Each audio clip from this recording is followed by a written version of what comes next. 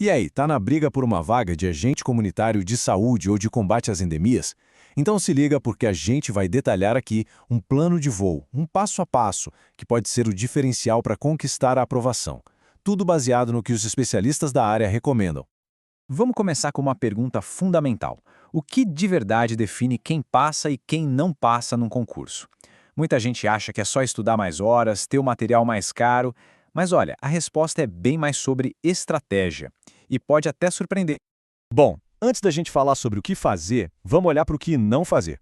Porque muitas vezes o sucesso começa justamente por desviar de uma única armadilha, a mesma que derruba a maioria dos candidatos logo no início. E tá aí, o erro número 1. Parece uma coisa boba, né? Mas é fatal. Simplesmente ignorar o edital. É nesse ponto que muita gente começa a estudar do jeito completamente errado, gastando uma energia e um tempo preciosos com matérias que, no fim das contas, valem pouquíssimos pontos. Então, vamos mudar o jeito de olhar para esse documento. Em vez de pensar no edital como uma papelada chata, pense nele como um manual de regras do jogo. Entender esse manual é, sem dúvida, o primeiro grande passo para montar uma estratégia vencedora. E o que esse manual revela? Basicamente, tudo.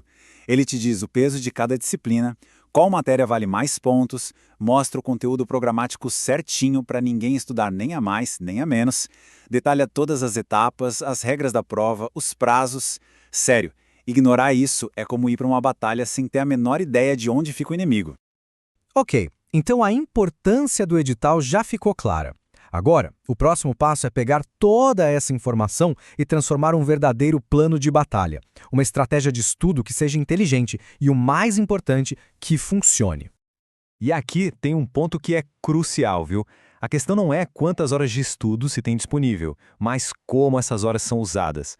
Um plano bem pensado, focado, vai sempre render mais do que passar horas e horas estudando sem direção. É qualidade, não quantidade. Agora dá uma olhada com atenção nesse slide. Ele mostra na prática o poder do peso. Veja bem, o candidato A acertou o dobro de questões, 10 no total. Mas, como era numa matéria de peso 1, fez 10 pontos. Já o candidato B acertou só 5, a metade, só que foi na matéria certa, com peso 2, e fez os mesmos 10 pontos.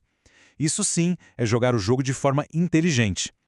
E essa frase aqui resume perfeitamente a ideia. A energia e o tempo precisam ser investidos onde o retorno em pontos é maior. É uma matemática bem simples, na verdade, mas que coloca qualquer pessoa muito à frente da concorrência.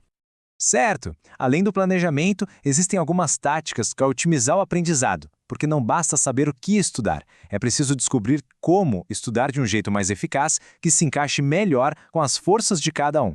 Agora, uma dica de ouro. Dá para entrar na mente do examinador. Como? Seguindo esses passos aqui. O segredo é resolver provas antigas da sua banca. Assim, você entende o estilo das perguntas, os assuntos que eles mais gostam e, pode acreditar, às vezes até encontra questões parecidas. É, de longe, o melhor treino que existe. E parte de estudar de forma inteligente é o autoconhecimento. Não existe uma fórmula única que funciona para todo mundo. Tem gente que aprende melhor ouvindo uma aula, é o perfil auditivo. Outros precisam ver um vídeo, um esquema, são mais visuais. E tem a turma que só aprende na prática, resolvendo questão atrás de questão. A grande sacada é descobrir qual é o seu jeito e usar isso a seu favor em vez de só copiar o método dos outros. Já falamos de estratégia, de tática.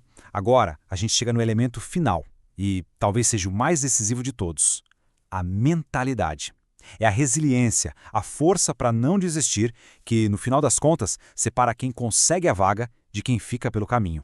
E ter consistência não precisa ser um sacrifício enorme. Pensa nesse número, 1%. A ideia é buscar só 1% de progresso todo dia. Pode ser resolver umas poucas questões, revisar um tópico por 15 minutos. Essa pequena evolução diária, com o tempo, vira uma base de conhecimento gigantesca e super sólida. Para fechar, a mensagem mais poderosa de todas. A jornada é cheia de desafios, a gente sabe. Mas o fator que une todas as pessoas que são aprovadas é a persistência. A dica principal, no fundo, é essa. A aprovação é uma construção diária, degrau por degrau. O importante é continuar firme nesse caminho.